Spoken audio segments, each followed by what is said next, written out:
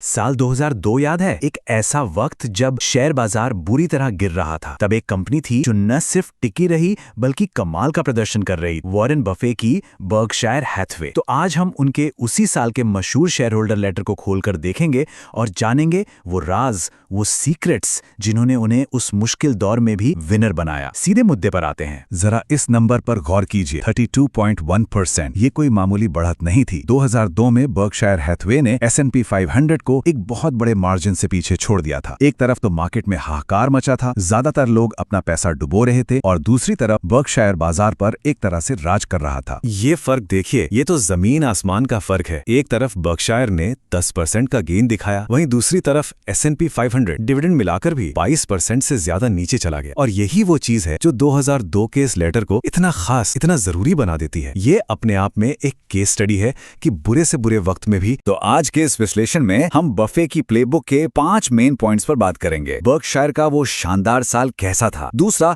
उनका वो secret engine क्या है, इंश्योरेंस फ्लोट, तीसरा उनकी मैनेजमेंट की प्लेबुक, वित्तीय हथियारों को लेकर दी थी, उनकी वो चेतावनी जो उन्होंने हम जैसे इन्वेस्टर्स के लिए उनके क्या नियम है। तो चलिए शुरू करते हैं पहले हिस्से से। बर्कशायर का वो शानदार साल, ये कोई तुक्का या किस्मत की बात नहीं थी। इस कामयाबी के पीछे ठोस वजहें थी। खुद बफे के शब्दों में कहें तो 2002 एक जबरदस्त साल था। कंपनी की नेटवर्थ $6.1 बिलियन बढ़ गई। उनके जो नॉन इंश्योरेंस बिजनेस थे वो भी खूब फल फूल रहे थे, और सबसे जरूरी बात, उनका इंश्योरेंस फ्लोट वो भी 5.7 बिलियन बढ़कर $41.2 बिलियन पर पहुंच गया। मतलब हर तरफ से अच्छी खबरें आ रही थी। अब आते हैं बर्कशायर के उस सीक्रेट इंजन पर जिसने उनकी कामयाबी में बहुत बड़ा रोल निभाया है, इंश्योरेंस फ्लोट। और सच कहूं तो अगर बर्कशायर को समझना है तो इस कॉन्सेप्ट को समझना बहुत बहुत जरूरी है। तो आखिर ये सीक्रेट इंजन है क्या चीज, ये काम कैसे करता है और ये इतना पावरफुल क्यों है? देखिए, बफे ने इसे बड़े ही सिंपल तरीके से समझाया है। फ्लोट मतलब वो पैसा जो हम रखते तो हैं पर वो हमारा है नहीं। इसे ऐसे समझिए, जब कोई इंश्योरेंस प्रीमियम भरता है तो पैसा तो कंपनी के पास तुरंत आ जाता है ना, लेकिन क्लेम का पेमेंट तो वो तो बाद में होता है, कभी कभी तो सालों बाद। इस बीच के टाइम में बर्कशायर उस पैसे को कहीं और इन्वेस्ट करके और पैसा बना लेता है।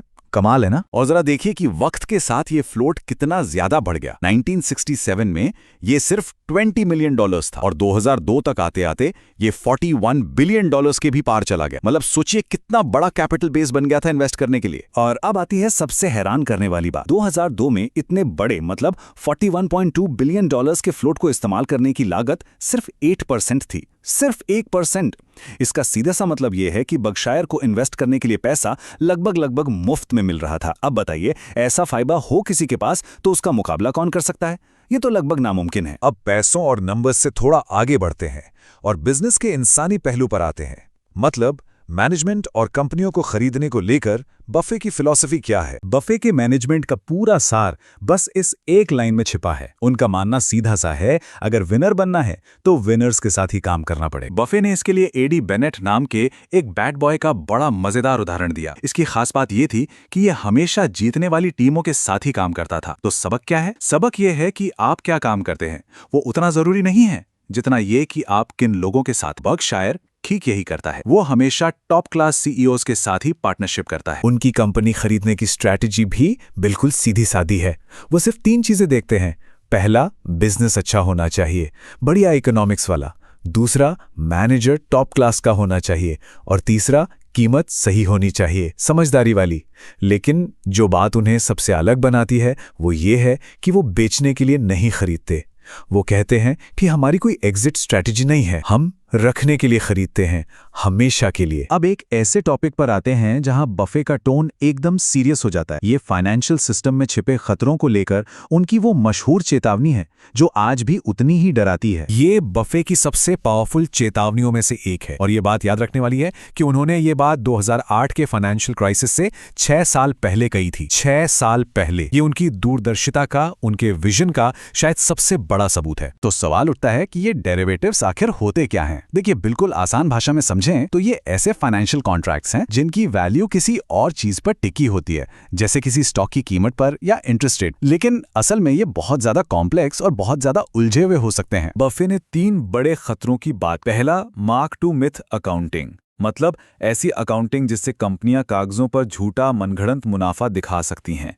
दूसरा पाइल ऑन इफेक्ट, मतलब अगर किसी कंपनी की क्रेडिट रेटिंग थोड़ी सी भी गिरी तो अचानक से उस पर कैश देने का भारी दबाव बन सकता है। और तीसरा डेजी चेन रिस्क, जिसमें एक कंपनी का फेल होना एक चेन रिएक्शन शुरू कर देता है और पूरे सिस्टम को ले डूबता है।